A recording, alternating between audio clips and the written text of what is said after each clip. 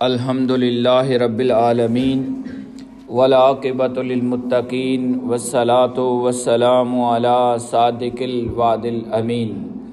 اما بعد فاعوذ باللہ من الشیطان الرجیم بسم اللہ الرحمن الرحیم ایود احدکم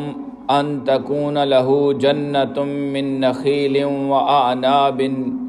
تجری من تحتها الانہار لہو فیہا من کل الثمرات وأصابہ الکبر ولہ ذریۃ ضعفاء فأصابها إعصار فیہ نار فاحترقت کذالک یبین اللہ لکم الآیات لعلکم تتفکرون صدق اللہ العظیم ان اللہ وملائکتہ یصلون علی النبی یا ایہا الذین آمنوا صلوا علیہ وسلموا تسلیما اللہم صلی علی سیدنا و مولانا محمد وعلی آل سیدنا و مولانا محمد وبارک وسلم وصلی علیہ۔ اللہ رب العزت کی توفیق اور اس کے کرم سے آج ہم اللہ کے اس مبارک بابرکت گھر اور بابرکت دن میں اس کی یاد کے لیے جمع ہو رہے ہیں۔ اللہ رب العزت نے ہی ہمارے اوپر یہ کرم فرمایا ہوا ہے کہ ہمیں ہر جمعہ کے دن قرآن مجید کی چند آیات پڑھنے سمجھنے کی توفیق مل رہی ہے۔ آج اللہ رب العزت کے خاص عنایت اور کرم سے آیت نمبر 266 سورہ بقرہ انشاءاللہ تعالی پڑھیں گے۔ قرآن مجید کی یہ آیت مبارکہ ہمیں اخلاص نیت سکھاتی ہے کہ انسان جو بھی عمل کرے وہ صرف اللہ کی رضا اور اس کی خوشنودی اور اس کی ہی طرف سے کرم نوازی کے لیے کرے۔ جو بھی کام انسان سے ہو، عمل خیر ہو، نیکی کا کام ہو، اعمال ہوں، عبادات ہوں، اذکار ہوں، جو بھی ہوں، حتیٰ کہ صدقہ و خیرات بھی ہو، تو وہ صرف اس لیے ہو کہ اللہ رب العزت خوش ہو جائے۔ اگر اللہ کی رضا حاصل کرنے کے علاوہ انسان کے دل میں کوئی ریاکاری ہو، دکھاوا ہو، کسی کے اوپر احسان کرنا مقصود ہو، تو ایسے انسان کی مثال دیکھ کر اللہ کریم ارشاد فرماتا ہے کہ وہ انسان ایسے ہوگا کہ جیسے یہ ہم پوری بات پڑھیں گے کہ انسان ایک باغ لگائے اور باغ میں انگور بھی ہوں، انار بھی ہوں، ہر طرح کے پھل موجود ہوں، اور وہ پھل پورے عروج پر پہنچ جائیں اور باغ انسان کا پھل دینے پہ آ جائے، تو پھل دینے تک ایک انسان جتنی محنت کرتا ہے تو اس کی زندگی لگ جائے، اور جب وہ باغ تیار ہو جائے اور اس کے پھل کھانے کا وقت آئے تو یہ بوڑھا ہو جائے اور اس کے بچے ابھی چھوٹے ہوں، بچے چھوٹے ہوں، یہ خود بوڑھا ہو جائے، لیکن باغ تیار ہو۔ تو ایسے عالم میں اگر کوئی بگولا آئے، آندھی آئے، طوفان آئے اور وہ طوفان اس کے باغ کو جلا کر راکھ کر دے، تو اب اس بندے کا عالم کیا ہوگا؟ اب وقت بھی باقی نہیں، عمر باقی نہیں، صلاحیت باقی نہیں، اب دوبارہ باغ لگانا، پودوں کو جوان کرنا اور پھلوں تک پہنچانا یہ اس کے بس میں نہیں، اور اس کی اولاد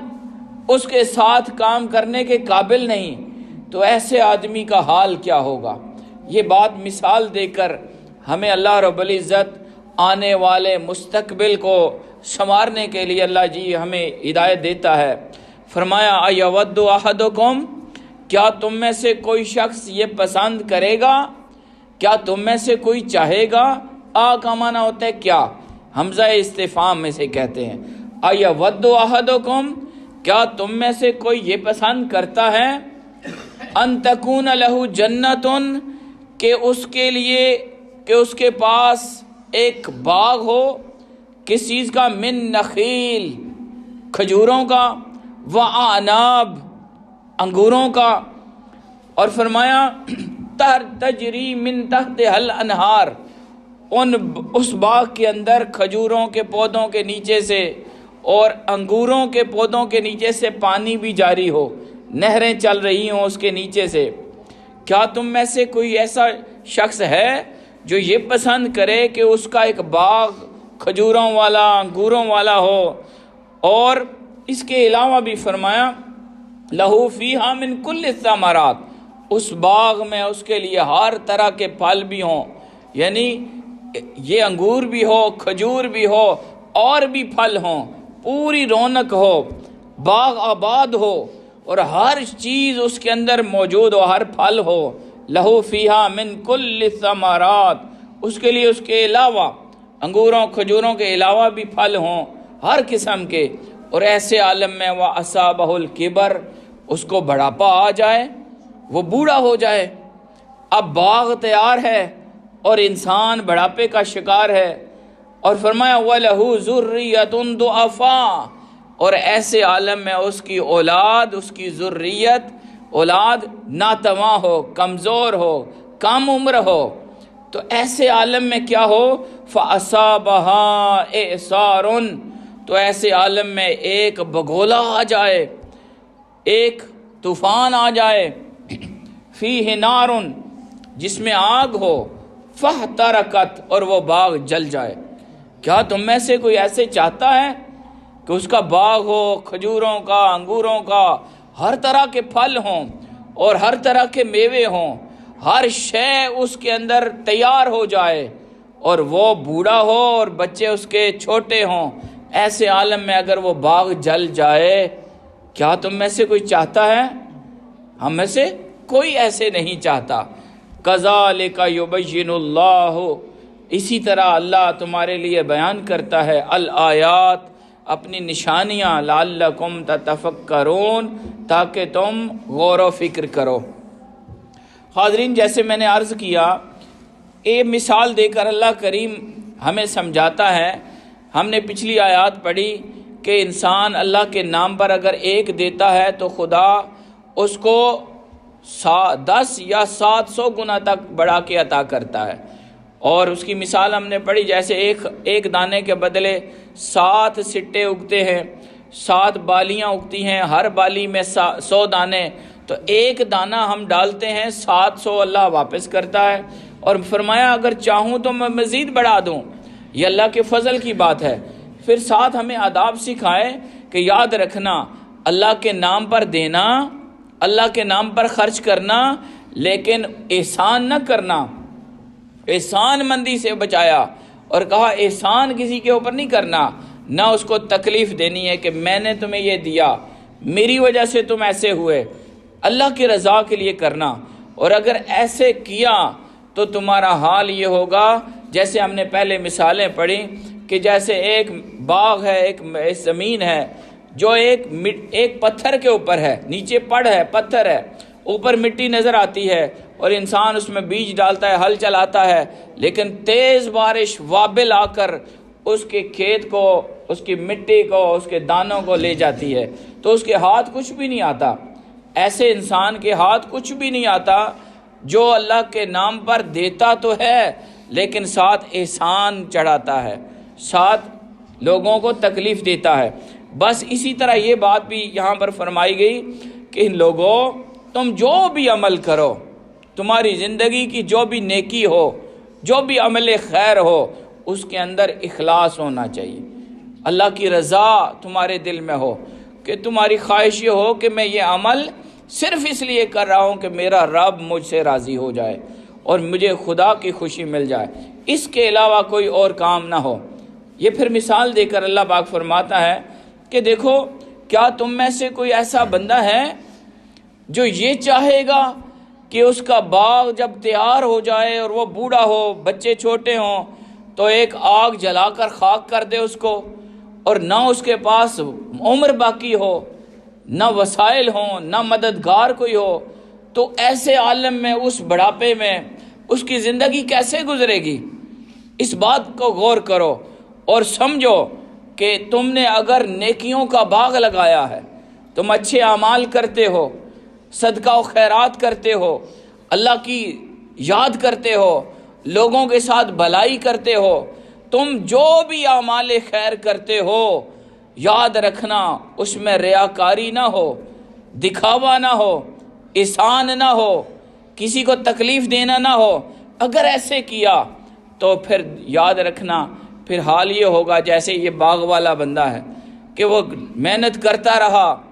اور پھل اگانے تک اس نے زندگی لگا دی، لیکن جب پھل تیار ہوئے اس کی وہ ساری محنت ایک آگ کے بگولے نے ضائع کر دی۔ تو یہاں ہمیں مثال دے کر اللہ پاک فرماتا ہے کہ دکھاوا اور ریاکاری اور لوگوں پر احسان چڑھانا اور انہیں تکلیف دینا یہ تمہارے اعمال خیر کو جلا کر راکھ کر دیتا ہے، اور پھر آخر میں سوائے حسرت کے، ندامت کے، پریشانی کے کوئی اور موقع پھر نہیں ملتا۔ زندگی گزر جاتی ہے، قیامت والے دن بھی ایسے ہی ہوگا۔ جس شخص نے اگر کوئی عمل خیر کیا، اچھا عمل کیا اور وہ اللہ کی رضا کے لیے کیا تو اس کا باغ جواں ہو کر اسے پھل دے گا اور اسے اجر ملے گا، جزائے خیر ملے گی، اللہ کی بارگاہ سے بخشش اور مہربانیاں اس کے حصے میں لکھ دی جائیں گی۔ لیکن جس نے کام تو اچھے کیے لیکن دکھاوے کے لیے کیے، ریاکاری کے لیے کیے اور اللہ کی رضا کے لیے نہ کیے تو اس کے سارے اعمال خیر،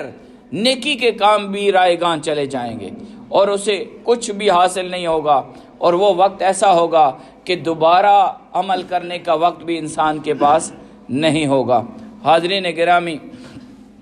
جب انسان اخلاص کے راستے پر آتا ہے، اگر کوئی بھی آپ کام کرتے ہیں آپ اخلاص کے ساتھ کریں، اللہ کی رضا کو حاصل کرنے کے لیے کریں اور خدا کی خوشنودی کے لیے کریں، تو آپ کے عمل سے آپ کو ایک نور حاصل ہوتا ہے۔ یعنی اطاعت سے، بندگی سے، صدقہ و خیرات سے، اعمال خیر کرنے سے اگر آپ نے نیت صحیح رکھی،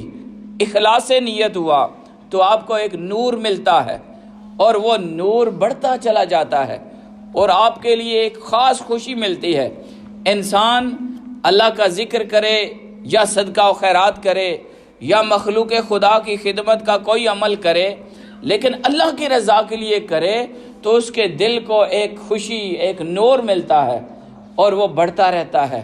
اور بڑھتے بڑھتے وہ نیکیوں میں پھر اور آگے جاتا رہتا ہے اور اسے اللہ پاک کی خاص توفیق ملتی ہے۔ پھر وہ اچھائیوں میں، نیکیوں میں، صدقہ میں، خیرات میں، طاعات میں جو بھی اچھے کام ہوتے ہیں وہ آگے بڑھ بڑھ کے کرتا ہے، کیونکہ اس کا دل نور میں ہوتا ہے اور اس کی خوشی وہ بڑھتی جاتی ہے۔ اس کو اگر ہم کہیں تو یہ مطلب یہ ہوگا یہ توفیق خداوندی اسے مل جاتی ہے۔ کس وجہ سے توفیق ملتی ہے؟ کہ اس نے احسان نہیں کیا ہوتا، ترک احسان کیا ہوتا ہے۔ عمل خیر تو کرتا ہے، صدقہ بھی کرتا ہے لیکن احسان نہیں کرتا۔ دوسری بات اس کے عمل میں یہ ہوتی ہے کہ وہ دوسروں کو تکلیف نہیں دیتا، اذا سے بچتا ہے، ترک اذا، یعنی وہ کسی کو تکلیف نہیں دیتا کہ میری وجہ سے تو یہ ہے، میں نے تمہیں یہ دیا، میں نے تجھے رزق دیا، میں نے تجھے یہ مدد کی، ایسے نہیں کرتا، بلکہ خدا کی رضا کو چاہنے والا بنا رہتا ہے۔ پھر ریاکاری نہیں کرتا، دکھاوا نہیں کرتا کہ میں بڑا نیک ہوں، میں بڑا متقی ہوں، میں بڑا صالح ہوں، میں بڑا عالم ہوں، میں ایسے ہوں، میں بڑا خرچ کرنے والا ہوں۔ یہ اس کی طرز عمل میں شامل نہیں ہوتا، بلکہ وہ اللہ کی رضا، بس عاجزی کے ساتھ زندگی گزارتا ہے۔ پھر چوتھی صفت جو اس کے اندر ہوتی ہے وہ گناہ نہیں کرتا، ترک عصیان، یعنی اس کے دل میں ایسی بات نہیں آتی کہ میں بڑا نیک ہوں، اور نہ ہی شیطان کے بہکاوے میں آتا ہے، بلکہ صرف اللہ کی رضا کو چاہنے والا بنا رہتا ہے۔ تو جب یہ چار صفات اس کے اندر جمع ہو جاتی ہیں تو پھر اللہ کا فضل اس کے ساتھ اس طرح آتا ہے کہ اسے مزید توفیقات ملتی ہیں اور مزید وہ نیکیوں میں آگے بڑھتا جاتا ہے، اور جب وہ قیامت والے دن اللہ کی بارگاہ میں جائے گا تو ایک بہت بڑا باغ جس میں ہر طرح کے پھل پھول لگے ہوں گے وہ اسے اجر میں دیا جائے گا۔ لیکن اگر کسی بندے نے اعمال خیر تو کیے، اچھائی کی، صدقہ کیا، خیرات کی، نیکی کی، عبادت کی، لیکن دکھاوا کے لیے کی، لوگوں کو تکلیف دی، ساتھ احسان چڑھاتا رہا اور ساتھ گناہ بھی کرتا رہا، تو وہ ایسے شخص کی طرح ہے جس کی یہ مثال ہے۔ فرمایا وہ ایک باغ لے کر آئے گا، بظاہر اس کی نظر میں یہ ہوگا کہ میں نے ایک بہت بڑا نیکیوں کا باغ لگا دیا اور میرے پاس ہر طرح کا پھل ہے، مجھے اللہ کی بارگاہ سے بخشش ملے گی اور مہربانی ملے گی، مجھے رب کی طرف سے کرم نوازی کا میں مستحق ہوں، میں نے ساری زندگی اعمال خیر کیے ہیں۔ لیکن ہوگا یہ کہ جب وہ اللہ کی بارگاہ میں بڑھاپے میں زندگی ختم کر کے پہنچے گا تو اس کا سارا نیکیوں کا باغ جل چکا ہوگا۔ قرآن مجید کی ان آیات کی کچھ باتیں آپ کو میں اور سکھاتا ہوں۔ فرمایا آیا ود احدکم، عقل مند انسان ہو، تم سمجھدار ہو، کیا تم میں سے کوئی چاہتا ہے ایسے کہ تمہارا باغ جب پھل پھل جائے تو اس کو آگ جلا دے؟ تو یہاں ہر بندے کی زبان پر کیا آئے گا؟ نہیں، ہم میں سے کوئی ایسے نہیں چاہتا۔ تو یہاں پر حمزہ استفہام جو ہے یہ نفی کا معنی دے رہا ہے، یعنی کوئی بھی تم میں سے نہیں چاہے گا کہ اس کے اعمال خیر کا باغ کوئی بجلی جلا کر خاک کر دے۔ اس مثال کے اندر ایک ٹیکنیکل بات ہے جو علماء کے لیے میں کرنا چاہوں گا، آپ بھی سمجھے تو سمجھ سکتے ہیں۔ یہاں پر ایک مثال ہے، یہ ہم نے جو آیت پڑھی یہ ایک مثال ہے، اسے کہتے ہیں استعارہ تمثیلیہ، ایسا استعارہ جس میں ایک مثال دی گئی ہے۔ ایسا استعارہ بلاغت کی، علم بلاغت کی بات ہے کہ اس میں ایک مثال دی گئی ہے، اور اس کے اندر جو ہے مثال میں، مشابہت میں، آپ کو پتہ ہے 3 چیزیں ہونی چاہیے کم از کم، ویسے تو 5 ہوتی ہیں۔ ایک ہوتا ہے جس سے آپ مشابہت دے رہے ہیں وہ ہو، جیسے یہ باغ اللہ نے ہمیں سکھایا، اور ایک وہ چیز ہونی چاہیے جس کو آپ مشابہت دے رہے ہیں، جیسے اعمال خیر ہیں، اعمال خیر کا باغ، یعنی ہم جو نیکیاں کرتے ہیں وہ بھی ایک باغ لگ رہا ہے نا۔ جیسے علماء آپ کہتے ہیں ایک دفعہ سبحان اللہ کہے تو آپ کی ایک سبحان اللہ کہنے سے ایک درخت لگے گا، جنت بن جائے گی، باغ بنے گا، تو آپ کے اعمال خیر کا ایک باغ ہے۔ اس آپ کے اعمال خیر کے باغ کو اللہ پاک اس باغ سے دکھا رہا ہے، تشبیہ دے رہا ہے، یعنی ایک حال کو دوسرے حال سے مشابہت دی جا رہی ہے،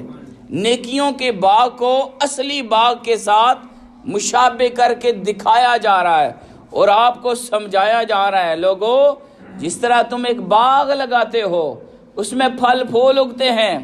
پھر تم اس کے لیے جان لگاتے ہو، محنت کرتے ہو، زندگی لگ جاتی ہے تمہیں پھل لینے کے لیے، اسی طرح تم نیکیوں کا بھی ایک باغ لگاتے ہو، اچھائیوں کا باغ لگاتے ہو۔ یاد رکھنا جس طرح تم نے اس باغ کی حفاظت کی ہے، ہر طرح کے جانوروں سے بچایا ہے، بیماریوں سے، موسم کی شدت سے، اسی طرح یاد رکھنا یہ جو نیکیوں کا باغ ہے اس کو بھی تم نے بچانا ہے۔ کس سے؟ بھائی دکھاوے سے بچانا ہے، ریاکاری سے بچانا ہے، احسان مندی سے بچانا ہے، دوسروں کو تکلیف دینے سے بچانا ہے۔ اگر تم نے نیکیاں کی، اس باغ کو تم نے نیکیوں کو تیار کیا اور اس کو ریاکاری سے، ان چیزوں سے بچایا تو اس کا پھل پھول تیرے کام آئے گا۔ لیکن اگر تم نے اس باغ کو ان بیماریوں سے نہ بچایا تو پھر حال ایسے ہی ہوگا جیسے اس بندے کا ہوا کہ باغ تیار ہوا، آگ نے جلایا، یہ بوڑھا ہو چکا تھا، اولاد چھوٹی تھی، اب کوئی حل باقی نہیں بچا، مایوسی کی عالم میں اس کی زندگی بے بسی میں گزرے گی۔ حضرت عمر رضی اللہ تعالی عنہ ایک دن اصحاب کے ساتھ بیٹھے تھے تو ان کا مزاج بڑا جلالی ہے، انہوں نے سب کو پوچھا فی من ترون ھذہ الآیہ نزلت، بھائی دسو آپ بتاؤ یہ آیت کس بارے میں نازل ہوئی؟ صحابہ بیٹھے تھے، یہ آیت جو ابھی میں نے آپ کو سنائی، ایود احدکم، تو حضرت عمر کا مزاج بڑا ڈیفرنٹ ہوتا تھا، پوچھنے لگے ہاں بھائی دسو سنگیو یہ آیت کیڑے بارے ہے، تساں نا کی خیال ہے؟ تو صحابہ کو ایک طریقہ یاد تھا، جب بھی کوئی سوال حضور کرتے تو صحابہ بڑے ادب سے جواب دیتے، اللہ و رسولہ عالم، اللہ اور اس کا رسول ہی بہتر جانتا ہے۔ تو اب سوال کرنے والے سیدنا عمر تھے، حضور تو نہیں تھے، آپ کا وصال ہو چکا تھا۔ تو جب حضرت عمر نے پوچھا بھائی فی من ترون، تمہاری کیا رائے ہے اس پہ فی حاضل آیا؟ تو تمام صحابہ نے یہ تو نہیں کہا اللہ و رسول عالم، بلکہ صحابہ کہنے لگے اللہ عالم، اللہ ہی بہتر جانتا ہے۔ تو حضرت عمر جلال میں آ گئے، انہوں نے کہا ایک ہی گل ہوئی، اللہ ہی بہتر جانتا ہے، اللہ نے تو آیت دے دی ہے تمہیں، قولو نعلم او لا نعلم، بھائی سیدھا سیدھا جواب دو ماں، بھائی اے تساں پتہ ہے اس آیت نہ مانا، جے پتہ ہے تے دسو، جے نہیں پتہ آکھو نہیں پتہ، ایک ہی گل ہوئی بھی اللہ ہی جاننا ہے۔ جب آپ نے جلال کے رنگ میں ان کے ہلایا نا کہ اللہ نے تو بھیج دی آیت، اب تم یہ بتاؤ کہ تم اس آیت کو سمجھ گئے یا نہیں سمجھے، تمہیں اس کا معنی مفہوم آتا ہے؟ تو اس وقت حضرت سیدنا ابن عباس رضی اللہ تعالیٰ عنہ وہ کھڑے ہوئے اور انہوں نے کہا فی نفسی شیئن، جناب میرے دل میں اس آیت کے بارے میں ایک بات موجود ہے، اور میری سمجھ میں یہ ہے، یہ ایک ایسے شخص کی مثال دی جا رہی ہے کہ جو اللہ کی اطاعت کرتا رہتا ہے، نیکیاں کرتا رہتا ہے اور اچھائیوں میں زندگی گزارتا رہتا ہے، لیکن آخر کار اس کے پاس شیطان آ جاتا ہے اور شیطان اس سے گناہ کی طرف لے جاتا ہے، برائی کی طرف لے جاتا ہے، اور وہ جو اس کے اعمال خیر زندگی ساری نیکیاں کرتے کرتے گزری ہے، وہ اب برائی کی طرف جب آتا ہے تو برائی کی وجہ سے اس کے پچھلے سارے اعمال غرق ہو جاتے ہیں اور سارا اس کا نیکیوں کا باغ جل جاتا ہے۔ حضرت عمر رضی اللہ تعالیٰ عنہ نے ان کی یہ بات سن کر اس سے اتفاق کیا، اور یہاں اللہ کریم آخر میں فرماتا ہے کذالک یبین اللہ، یوں اللہ بیان کرتا ہے، کذالک یبین اللہ، اللہ اس طرح کھول کھول کر بیان کرتا ہے، لکم تمہارے لیے، الآیات نشانیوں کو، کیوں؟ لعلکم تتفکرون، تاکہ تم بھی سمجھنے والے بن جاؤ، تمہیں بھی یہ فکر مل جائے، تمہیں یہ سمجھ عطا ہو جائے، اور تم جان جاؤ کہ اس دنیا میں باغ لگانا ہے تو اس کا اجر آخرت میں کیسے حاصل کرنا ہے، اس باغ کی رکھوالی کرنی ہے، ریاکاری سے بچنا ہے،